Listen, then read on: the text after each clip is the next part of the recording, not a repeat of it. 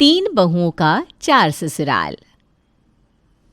Flat number 101, flat number 201, flat number 301, flat number 401।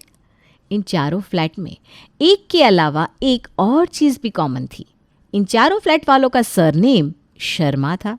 सुबह सुबह Vrindavan society में एक पार्सल आता है श्रीमती शर्मा के नाम पर।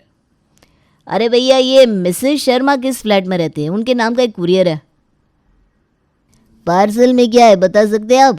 उस हिसाब से बता पाऊंगा कि ये पार्सल किस फ्लैट का हो सकता है, क्योंकि मिसेस शर्मा तो चार चार है यहाँ पर। अंदर क्या है ये मैं आपको बता दूंगा तो मेरी नौकरी चली जाएगी, क्योंकि मुझे खुद भी पता नहीं कि अंदर क्या है। देखने के लिए पार्सल खोलना पड़ेगा।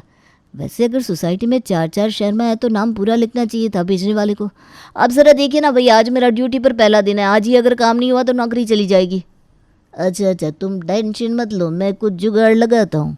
और नीचे से सुशील जोर से चिल्लाता है, शर्मा जी, शर्मा जी।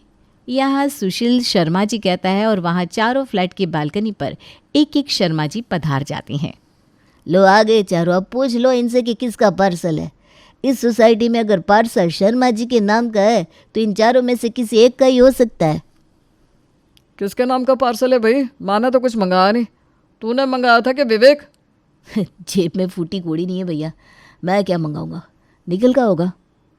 मंगाया था मैंने, पार्सल मंगाया था, पर मेरा पार्सल तो सुबह पहुंच चुका। वैसे इस पे क्या है भैया? मुझे नहीं पता, पर शायद बहुत ज़रूरी सामान है, क्योंकि भेजने वाले ने अलग से 300 रुपये के प्रोटेक्शन भी दिए है। थैली लटका रहा हूँ मैं, डाल दो उसमें। तुम्हारी माँ ने मंगवाया, वकील साहब ने भेजा होगा। कुरियर वाला सुरेश की थैली में कुरियर डाल देता है और सुरेश थैली को ऊपर खींच लेता है। तीनों बेटे अपने अपने फ्लैट में चले जाते हैं। किसके फ्लैट का पार्सल था? निखिल भैया का होगा, हर बार पार्सल उनका ही निकलता है। अरे नहीं, इस बार निखिल का पार्सल नहीं था, इस बार पार्सल पापा जी का था। पापा जी को पार्सल मंगवाने की क्या ज़रूरत पड़ गई? पूछना तो चाहिए था तुम्हें कि अंदर क्या है। अरे भाई, पापा ने थोड़ी ना मंगाया था, मम्मी को लॉयर अंकल ने भेजा था। भाई बहन है, आपस में कुछ भेजा होगा, शायद राखी का गिफ्ट। राखी का गिफ्ट तो दिवाली पर ही लॉयर अंकल ले आए थे। तुम समझ भी रहे हो, कहीं कोई और बात तो नहीं? क्या बात होगी? कुछ भी बात हो, क्या फ़र्क पड़ता है? सास ससुर के साथ रहकर ड्रामा ना हो, कलेश ना हो, इसलिए तो तुम अलग हुई थी। अब करने दो उन लोगों को जो करना है। हम भी तो 24 दिन में 400 पार्सल मंगवाते हैं। पापा पूछने आते हैं क्या कि क्या है पार्सल में? हमारा पार्सल अमेज़ोन और फ्लिपकार्ट से आता है, किसी लॉयर के घर से नहीं। मुझे तो लग रहा है प्रॉपर्टी का मसला है। हर बार की तरह इस बार मुझे नुकसान में नहीं रहना। जब पैसे बांटे तो कम से कम तीनों बच्चों में बराबर बांटने चाहिए थे। 40 लाख का फ्लैट है अंकित भैया का, 40 लाख का विवेक भैया का, तो हमारे हिस्से में 35 लाख का फ्लैट क्यों आया? मुझे समझ में नहीं आता, मैं कितनी भी कोशिश कर लूँ, सब कुछ कितना भी क्लीन रख लूँ, हर बार तुम्हारी किसी न किसी सवाल के जवाब में मैं क्यों फंस जाता हूँ। तुम्हें पता करना है ना क्या है पार्सल में। चलो मम्मी के फ्लैट। यहाँ पूजा निखिल के साथ अपनी सास के फ्लैट जाने के लिए निकलती है तो वहाँ उसके दोनों जेठ जेठानी भी। जैसे ही पूजा अपनी सास के फ्लैट पहुँचती है, एक जेठ जेठानी तो सोफे पर ही बैठे थे, दूसरे दरवाजे पर खड़े थे। देर हो गई क्या? लगता है सब बट गया। विवेक ज़रा जगह दीजिए ना भाभी, कुछ नहीं बटा, हम भी पीछे खड़े। उतावली तो इतनी होती है आप, जैसे बांटने के लिए पेड़ आप ही यहाँ रख कर गई थी। मजाक मत करो पूजा, आराम से। ये तो पहले ही जमे हुए हैं यहाँ। कितने पैसे निकाल लिए फिर भी चैन नहीं है कि छोटे भाई के हिस्से में 2 पैसे आ जाए। ये बर्दाश्त नहीं होगा इन लोगों से। और करो तरफदारी अपने भाई भाभीयों की। भैया आप यहाँ कैसे आए? तो आप भी यहाँ हैं देवर जी। वैसे हम तो यहाँ ऐसे ही आ गए, सोचा मम्मी जी का हाल चाल पूछ लेते हैं। अभी पिछले हफ्ते ही कितनी बुरी खांसी हुई थी मुझे, नीचे से ऊपर भी नहीं आए मेरे बच्चे देखने के लिए कि मैं जिंदा हूँ या परलोक सिधार गई। मैंने तो 3 बार फ़ोन किया था मम्मी। हाँ तो लंदन रहती हूँ ना मैं, जो फ़ोन ही कर सका। तो क्यों, आने में तो फ्लाइट के लाख रुपए निकल जाते ना बेटा। वो सब छोड़िए मम्मी जी, नीचे सब पूछ रहे हैं अंकल ने क्या भेजा है आपके लिए। खुद खोल कर देख लो। लता ये कहती है कि उसकी तीनों बहुएं एक साथ पार्सल को खोलना शुरू करती हैं और डब्बे के अंदर निकलता है एक लिफाफा। हो गई शांति, एक लिफाफा है और कुछ नहीं। खत लिखकर भेजा होगा अंकल जी ने। ये पुराने ज़माने के लोगों का अलग ही स्वैग है। फ़ोन आ गया है पर खत लिखेंगे। बेकार में तुमने मेरी ऑफिस मिस करवाई अंकिता। खत नहीं है, ये कोर्ट का बनाया हुआ विल है। विल मैं पढ़ती हूँ ना। मैं लता शर्मा, वाइफ ऑफ सुरेश शर्मा, ये विल बना रही हूँ कि जो भी बहू या बेटा मेरी सेवा करेगा, मेरे जाने के बाद मेरे हिस्से का ये फ्लैट उसका होगा। 60 लाख का फ्लैट? अब मुझे अपने बेटे के फ्यूचर के लिए सोचने की ज़रूरत ही नहीं पड़ेगी। ये फ्लैट मम्मी जी से अगर मेरे हाथ में आ गया तो सीधा उसे फ्लैट दे दूँगी। बच्चों की तो लाइफ सेटल हो जाएगी, नहीं तो भाड़े पर लगा दूँगी। उस पैसे से हमारा खर्चा चल जाएगा, टेंशन ही ख़त्म साला। यहाँ अंकिता ये सोच रही थी, वहाँ पूजा रसोई से सरसों का तेल लाकर अपनी सास के घुटनों में लगाना शुरू भी कर देती है। इतना प्रेशर ठीक है ना मम्मी जी कि थोड़ा कम करूँ? 11 बज रहे हैं और अभी तक नाश्ता नहीं किया आपने मम्मी जी? समझ आ रहा है मुझे, क्योंकि रसोई बिल्कुल ही चकाचक चिकनी पड़ी है। अभी पूरियाँ तल देती हूँ मैं और गरम गरम सब्जी भी बना देती हूँ। आराम से खाइएगा मम्मी जी। हे भगवान, ये दोनों शुरू भी हो गई। कहीं मैं मम्मी जी को इम्प्रेस करने में पीछे ना रह जाऊँ। अब तो आप सब कुछ साफ साफ समझ चुके होंगे। ये था लता शर्मा का परिवार। लता के 3 बेटे थे, पर जैसे जैसे बेटों की शादी होती गई सब अपनी बेबियों के साथ सेपरेट होते गए और आखिर में लता और उसका पति सुरेश अकेले बच गए, जो अक्सर होता है। बच्चों को काबिल बनाने के बाद माँ बाप फिर वहीं पहुँच जाते हैं जहाँ से सब कुछ शुरू किया गया था। एक ही बिल्डिंग में होकर भी पूरा परिवार अलग था। 3 बहुओं के 4 ससुराल। चौथा ससुराल, जो कि सच में उनका ससुराल था, वहाँ तो तीनों जाना ही नहीं चाहती थी। और आज जैसे ही सास की विल आई तो तीनों की तीनों बहुएं अपने खुद के फ्लैट को छोड़कर अपनी सास के फ्लैट में पहुँच गई। असल में देखा जाए तो ससुराल तो यही है मम्मी जी हमारा। नीचे तो बस हम अपने पति के साथ रहते हैं, क्योंकि ऊपर जगह नहीं है ना। बोल तो ऐसे रही हो तुम जैसे करोड़पतियों के खानदान की हो। चौल से कम नहीं है तुम्हारा मोहल्ला, देखा है मैंने। मैं ही तो देखने आई थी तुम्हें। उसी वक्त मना कर दिया होता मैंने, बेचारी मम्मी जी की यह हालत नहीं होती। अरे भाई देखो, ये कौन बोल रहा है? तुम, जिसने अपनी पहली रसोई में सिर्फ 2 पूरियां बनाई थी इतने सारे लोगों के लिए, हैं? अरे भाई, भले ही बुरा कहा गया है मुझे, पर शादी के पूरे 6 महीने तक पापा मम्मी के साथ रही हूँ मैं। तुम दोनों तो आते ही अलग हो गई थी। और मन साथ रहने का हो तो कोई घर छोटा नहीं होता। मैं तो मम्मी जी के साथ ही रहूँगी। अंकित जी, आप मेरा सामान ऊपर भिजवा दीजिएगा। ओह, चालू चैप्टर, ज़्यादा उड़ने की ज़रूरत नहीं है। सब पता है मुझे क्या कर रही हो तुम सब। और मैं अपने पति के साथ खुश हूँ, कोई ज़रूरत नहीं है मेरे यहाँ आने की। आराम से जाओ, अपने पति और बच्चों का ख्याल रखो, वही बहुत है। पर अब तो एक पूरे के पूरे फ्लैट की बात थी। पूजा, अंकिता और स्नेहा पीछे तो हटती नहीं। दोपहर के वक्त पूजा अपनी सास की फेवरेट सब्जी दाल चावल के साथ बनाकर उनके फ्लैट पहुँचती है। वो मम्मी जी क्या है ना, निखिल को आज करेले की सब्जी खाने की बड़ी इच्छा हो रही थी और करेला तो पापा जी का भी फेवरेट है। तो मैं यहाँ ले आई। बैठ जाइए पापा जी, मैं खाना लगा देती हूँ। कोई ज़रूरत नहीं है बहू, मैं बना लूँगी सब कुछ। आप भी कम नहीं है लता जी। अब बहू बनाकर लाइए तो बैठकर खाइए ना। पेट को खाने से मतलब होना चाहिए, भले ही वो खाना दुश्मन के घर से क्यों ना आया हो, खा लेना चाहिए। मैं तो खाऊंगा भाई। लता और सुरेश बैठकर पेट भरकर अपनी बहू के हाथ का बनाया खाना खाते हैं।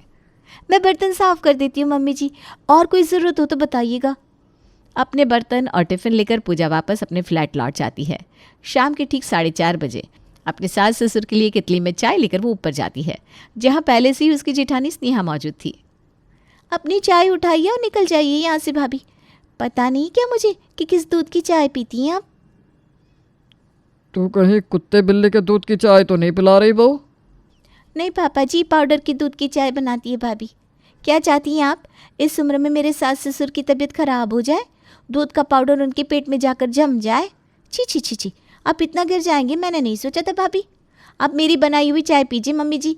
ये दूध निखिल खुद जाकर तबेले से लेकर आते हैं। दूध वाला सामने ही ताज़ा ताज़ा दूध निकाल कर देता है। वैसे ही ना, जैसे तुम सामने से ही छुरा भूंक देती हो। अरे भाई, दोनों की चाय पी लूँगा मैं, दोनों ही चाय दे दो, मुझे कोई दिक्कत नहीं है। पूजा और स्नेहा अपनी सास को खाना खिलाने तक पहुंच गई थी, पर अंकिता ज़रा पीछे थी। रात को अंकित अंकिता से कहता है, सिर्फ बोलो, तुम्हें करना कुछ नहीं। वहाँ स्नेहा और पूजा दिन रात लगी पड़ी है मम्मी की सेवा करने में, और तुमसे कुछ नहीं हो रहा। ऊपर के फ्लैट वाला रंजीत कह रहा था पूजा भर भर के खाना पहुँचा रही है मम्मी के यहाँ। अब दिल तो मम्मी जी का वही जीतेगी ना, क्योंकि दिल का रास्ता पेट से जाता है। बाप रे, इन्होंने ये कंपटीशन शुरू भी कर दिया। बताओ, मैं तो मम्मी पापा जी की एनिवर्सरी की प्लानिंग कर रही थी और ये लोग आज ही इन्हें इम्प्रेस करने में लग गई। जब तक एनिवर्सरी आएगी पता चला मम्मी ने इनमें से किसी एक को फ्लैट देने का मन भी बना लिया है। रात का खाना तुम बाहर जाकर खा लो और रोहन को भी खिला देना। मैं जा रही हूँ अपने सास ससुर के पास। और गर्मा गर्म पूरियाँ और आलू की सब्जी बनाकर अंकिता अपने सास ससुर के पास पहुँचती है, जहाँ उसकी दोनों देवरानियाँ पहले ही मौजूद थी। हे भगवान, पूरा दिन तो मम्मी जी से चिपकी बैठी हुई है, ये दोनों रात को भी आ गई। मज़ा आ गया, आज तो पनीर की सब्जी, नान, खीर, रायता, चावल, दाल पहले ही थे और अब ये पूरी और आलू की सब्जी भी आ गई। तुम भी ले आओ बहू, तुम भी ले आओ। तीनों बहुओं के हाथ का खाना खाऊंगा मैं। कितना अच्छा लग रहा है, मेरी तीनों बहुएं मेरे साथ है। पोते पोतियाँ बेटे भी यही होते, तब लगता भरा पूरा परिवार। मैं तो इन्हें बोल कर ही आई हूँ मम्मी जी, ये बस ऊपर आ ही रहे हैं। माँ बाप के साथ अगर खाना नहीं खाया तो क्या खाना खाया। अंकिता फ़ौरन कोने में जाकर अंकित को कॉल करती है और बिना देरी किए अंकित हाफ पैंट में ही भागता हुआ अपनी माँ के पास आ जाता है। यहाँ अंकित पहुँचता है तो वहाँ कुछ देर में विवेक और निखिल भी। आधा पेट तो सबने खा लिया है, तब पहुँचे आप दोनों। याद है मम्मी जी कैसे मैं और अंकित हमेशा खाने पर पहुँचे रहते थे, और विवेक और निखिल हमेशा लास्ट में आते थे। कितना परेशान किया है ना दोनों ने आपको। खाने के वक्त भी चुगलियों से बाज नहीं आ रही आप भाभी, खाने पर फोकस कीजिए ना। अपने सास ससुर को खाना खिलाने के बाद पूजा उनके पैर छूती है। पूजा की देखा देखी बाकी दोनों बहुएं भी वही करती है। लगी नहीं रहा कि ये वही घर है, वही परिवार है जो इतना बिखरा हुआ था। अच्छा लगा मुझे। अब तुम सब जाओ और आराम से सो जाओ, कल बच्चों को स्कूल भेजना है, लड़कों को ऑफिस भी तो जाना होगा। सभी दरवाजे से बाहर निकल जाते हैं। सभी के निकलते ही यू टर्न मारकर अंकिता अपने बेटे रोहन के साथ अपनी सास के फ्लैट में तकिया चादर लेकर आ जाती है। आप फिक्र मत कीजिए मम्मी जी, मैं हॉल में सो जाऊंगी, आपके कमरे में तो जगह नहीं होगी, पर आपका पोता आपके साथ ही सोएगा। वैसे भी बुढ़ापे में बच्चों के ऊपर बुजुर्गों का साया होना ही चाहिए। अंकित अकेला सो जाएगा बेटा? अरे वो तो ठहरे जवान पापा जी, उन्हें क्या दिक्कत होगी, पर रात बिरात में आप दोनों को हमारी ज़रूरत पड़ सकती ना, इसलिए मैंने सोचा मैं यहीं सो जाती हूँ। पत्नी होने का फ़र्ज़ तो पूरा दिन निभाती हूँ, अब कम से कम रात को ही बहू होने का फ़र्ज़ निभा लूँ। लता की तीनों बहुओं की हरकतें बिल्डिंग के सभी फ्लैट वाले देख रहे थे और इसी सिलसिले में लता की सहेली प्रेमा उसके घर पहुँचती है। आखिरकार भगवान ने तेरा साथ दे ही दिया लता, बहुत बुरे दिन निकाले हैं तूने। बीमारी हो या कोई दुख, कहाँ ही तेरे बेटे बहू तेरे पास आते थे। पहले तो लोग पुत्र को रतन समझते थे, आजकल कहाँ बेटा साथ रहता है। बेटियाँ शादी होकर चली जाती है और बेटे शादी करके कोई साथ नहीं रहता। रहता तो नहीं, पर अब रहने तो लगी है ना तेरी बहुएं तेरे पास। कुछ दिन में मुझे तो लगता है तेरी बहुएं तेरे पास रहने की जिद करने लगेगी। भगवान ने चाहा तो इन सब के बीच में जो खटास है वो भी मिटा दूंगी मैं। लता की बातें दरवाजे पर खड़ी उसकी तीनों बहुएं सुन लेती हैं। देखो, आपस में इस तरह लड़ने से कुछ नहीं होगा। 60 लाख का फ्लैट है, तीनों अगर एक साथ मेहनत करें तो 20-20 लाख तीनों को मिल सकते हैं। बोलो मंजूर है? ठीक है। और सहेलियों की तरह तीनों अंदर आती हैं। खटाश मिट गई मम्मी जी, मिट गई। मतलब खटाश थी ही नहीं, तीनों बहनों में होड़ थी कि माँ की सेवा पहले कौन करेगा, है कि नहीं भाभी? हाँ, सही कह रही है मेरी प्यारी स्नेहा। मैं उस दिन को हमेशा याद रखूंगी जिस दिन मैंने तुझे पसंद किया था अपने भाई जैसे देवर के लिए। हम तो आपको अपनी माँ मानते हैं मम्मी जी, अब आप भी हमें बेटियाँ मानकर अपने पास रख लीजिए। हमें यहाँ वहाँ नहीं जाना, ये 4 ससुराल को एक ससुराल बना दीजिए ना मम्मी जी। तुम सबको अच्छी तरह जानती हूँ मैं, इतने दिन तुम सबने मुझे रुलाया है, अब रुलाऊंगी मैं तुम सबको। इसी दिन का तो इंतज़ार था बहू। मुझे बहुत खुशी हुई तुम सबको बहनों की तरह देखकर। तुम सब मेरे साथ रहना चाहती हो ना, फिक्र मत करो, हम सब एक साथ रहेंगे। रात को अकेले में लता अंकिता के फ्लैट में जाकर उससे कहती है, मेरा मन सब कुछ तेरे नाम करने का है अंकिता, पर तू भी देख रही है कि मेरी बाकी दोनों बहुएं भी पूरी मेहनत कर रही है मुझे खुश करने की। इसलिए मैंने सोचा है कि अगर अंकित ये फ्लैट मेरे नाम कर दे तो मेरे पास सबको बोलने के लिए कुछ रहेगा कि जिस बेटे ने अपना फ्लैट मेरे नाम कर दिया उसे मैं अपना सब कुछ क्यों ना दूँ। आप कल ही लॉयर अंकल को बुला लीजिए मम्मी, मैं आपको ट्रांसफ़र कर देता हूँ ये फ्लैट।